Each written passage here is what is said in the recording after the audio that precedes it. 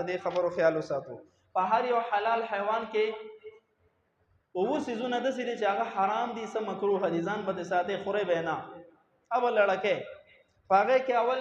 دم مسفوح کوم وینه چې او بيدله دا وینه خوړل صحیح نه دی بعض خلک ما لیدل یا وینه اوس کیږي بعض پکې داسې بوته راکږي په جبه امرا کوي دغه تویشوي وینه دا حلال نه ده دا به نه خوري نمبر 2 چې کم د دې د تشو میشازو زین دي ماده حیوان د ماده مؤنث د تشو میشازو زینا د کشان د ډکو میشازو زینا دا خړل صحیح نه دي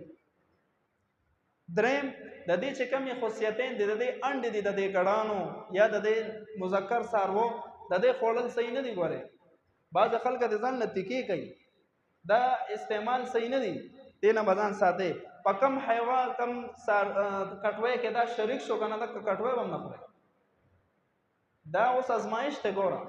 الله رب عزت په حلال حیوان کې اوه سيزونه به موږ تاسو باندې منع کړی دي نو په دې دریم پکې دا غشو